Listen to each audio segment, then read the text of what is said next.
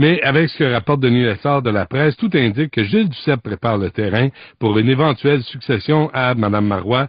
Également, Bernard Drainville souhaite une alliance des forces souverainistes. Le mélodrame, le psychodrame, les psychopathes continuent d'agir. Les psychopathes, franchement, c'est fort. Mais là, mon cher Benoît, on parle de tout ce qui est virtuel. Oui. Moi, je t'avais déclaré à votre antenne, à ton émission, que s'il y avait une course à la chefferie, mais actuellement, il n'y a pas de course à la chefferie. Alors, tout cela est virtuel. Ce qu'il y a de concret, puis moi, ce qui m'intéresse, c'est la nouvelle qui est sortie au sujet d'une alliance ou d'un pacte. Oui. Ça, je veux te dire, dans les faits, concrètement, moi, je suis en lien avec Québec solidaire à ce sujet-là depuis un bon moment. On a eu plusieurs rencontres assez longues, on a échangé des documents, on a eu des conversations. Parallèlement, il y a eu un émissaire qui a été envoyé par la direction du PQ pour avoir des relations, pour entrer en contact avec Québec solidaire. Ces deux démarches-là étaient inconnues jusqu'à il n'y a pas longtemps, donc il y avait deux démarches parallèles. Et ça remonte. Fait actuellement, c'est essayer de déblayer le terrain pour voir quel serait, comment cette entente, ce pacte-là, qui pour le moment est un pacte électoral stratégique, sur quelle base ça pourrait s'établir, et donc préparer le terrain pour que les deux partis, les trois partis, parce que moi j'exclus jamais Option nationale, pour que les trois partis puissent s'asseoir puis conclure une entente qui serait une réunion des forces souverainistes et progressistes. Donc, ce dont parle Bernard Drainville, Pierre Curzi, vous êtes actuellement déjà en train d'en discuter, peut-être même pas en négocier, mais en discuter. Oui, c'est-à-dire que je pense que Bernard Drainville a fait cette déclaration-là pour des motifs qui lui appartiennent, parce que je pense qu'il voulait que cette idée-là, mais il l'ignorait, parce que comme je fais plus partie du caucus, on n'est pas en contact, il ignorait que d'une façon parallèle, moi j'avais déjà depuis un bon moment et établi ce lien de confiance-là qui est nécessaire quand on veut négocier un pacte entre Québec solidaire et, disons, et moi-même étant aussi un petit peu les quatre députés, les trois députés qui sont, en fait, les deux députés qui sont dans aucun parti, c'est-à-dire Louise Baudouin et moi. Ouais. Fait que donc on avance là sur ce terrain-là. Parallèlement, comme je te dis, le PQ a envoyé un émissaire, mais ça, je pense que Bernard ignorait ces deux démarches-là. Donc, Mme Marois était au courant forcément qu'il y avait au moins un émissaire du PQ pour faire partie des discussions. Oui, Mme Marois a donné un mandat à quelqu'un de son entourage pour aller un petit peu voir de quoi il en retournait à Québec solidaire. Non, mais attends, Pierre, je veux juste comprendre. D'un côté, Mme Marois sortait en public qui disait « je suis contre l'idée », et de l'autre côté, elle a envoyé un émissaire pour participer aux discussions. Pas pour participer aux discussions. Il n'y a pas eu de discussion tripartite. Mme Marois a envoyé un émissaire pour essayer de voir si Québec solidaire serait ouvert à une entente. Okay. Je sais qu'il y a eu une première rencontre avec un résultat pas trop positif, et puis qu'il y a eu une deuxième rencontre. Mais là, j'y étais pas à ces rencontres-là. Okay. Ça concerne l'émissaire envoyé par Mme Marois. De mon côté, parallèlement, et sans que je sache qu'il y avait ces rencontres-là, moi, on a travaillé, disons, peut-être un peu plus profondément sur les bases de ce qui serait une entente, ce qui conviendrait, donc, quel serait l'intérêt de Québec solidaire dans une éventuelle entente, et avant que le PQ, lui, définisse quel serait son intérêt dans cette entente-là. Et ça, c'était, Pierre Curzi, quoi, au mois d'octobre, novembre, décembre? Non, ça, pour ma part, là, ces démarches-là, elles ont eu lieu en décembre et actuellement, là. C'est au mois de décembre que ça s'est passé. OK. Et quand... Pour ma part. Oui, je comprends. Et je crois aussi pour l'émissaire de Mme Marois. OK. Et Louise Baudouin, là-dedans, elle t'accompagne? Vous en discutez? Ou... Oui. Actuellement, disons que c'est moi qui pilote ces conversations-là, parce que Louise a été occupée avec Kyoto, avec différentes questions. Mais je sais qu'on se parle constamment, parce que évidemment, un pacte permettrait qu'il y ait d'une part Québec solidaire, qu'il y ait Option nationale, qu'il y ait le PQ et les indépendants, et j'espère aussi l'ensemble des groupes souverainistes qui verraient un intérêt à ce que toutes les forces soient ralliées en vue d'une prochaine élection. Et François Rebello? François fait pas partie du portrait. Ah non, et l'aile nationaliste de la coalition Avenir Québec? Ça, pour le moment, on est juste il n'y a pas eu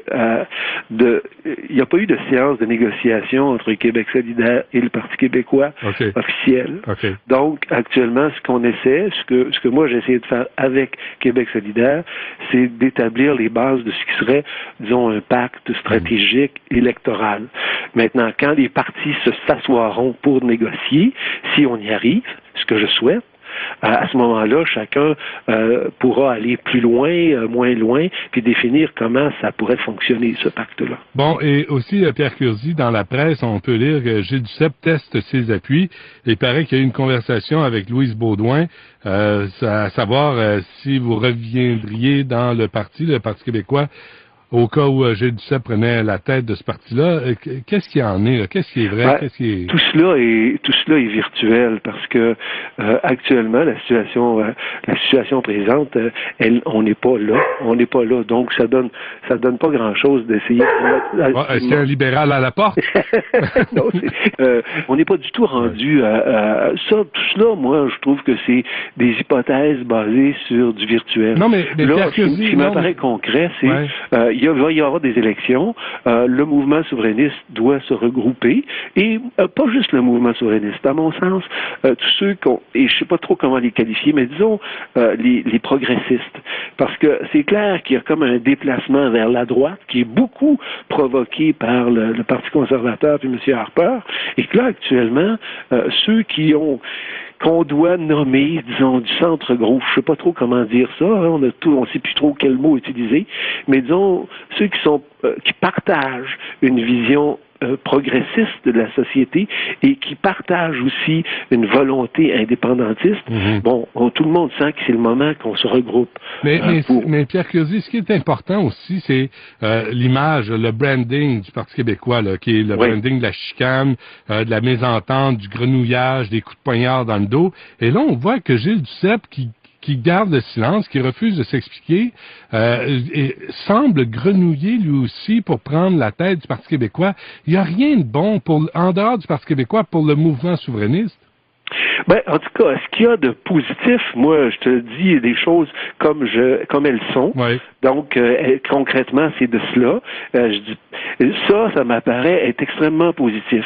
Et je crois que on est nombreux à penser que là, il est temps d'avoir de poser des gestes extrêmement positifs.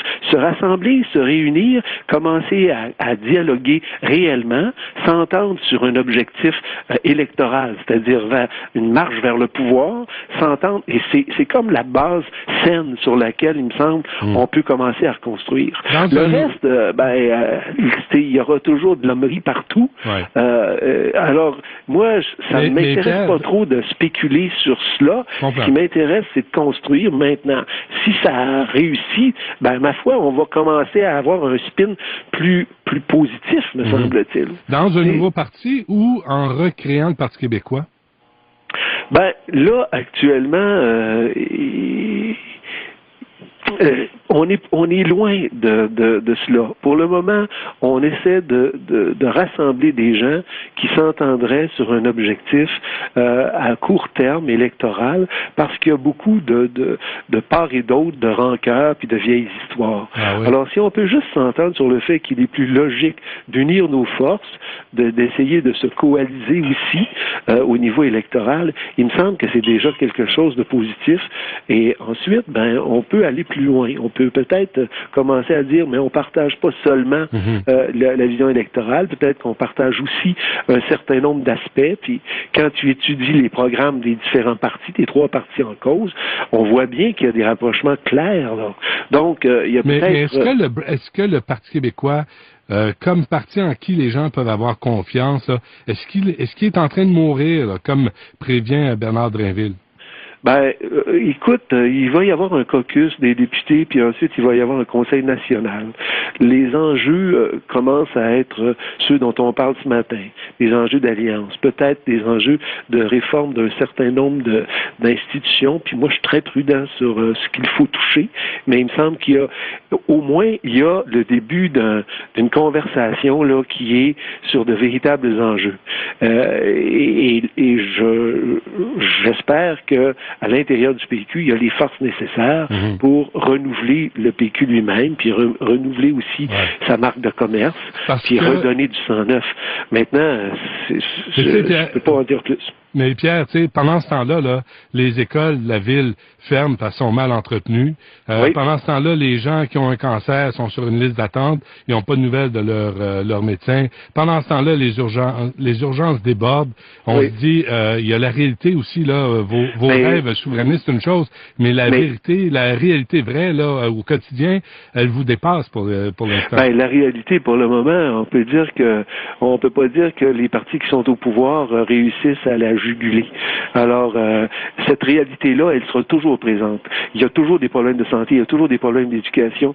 La question fondamentale, c'est de savoir, là, est-ce qu'on se décide d'agir là-dessus, sur ces réalités-là. Et ça veut dire que est-ce que l'équilibre des forces, là, entre ceux qui sont, disons, plus proches de la majorité des gens, puis ceux pour qui il faut aller vers une sorte d'élitisme dans la santé, dans l'éducation. Tu sais, il y a quand même un débat fondamental qui aide pas à régler le temps d'attente des urgences, mais on est obligé de le faire pareil. C'est la vision est-ce que la santé doit demeurer publique? Est-ce qu'elle doit s'améliorer? Incontestablement.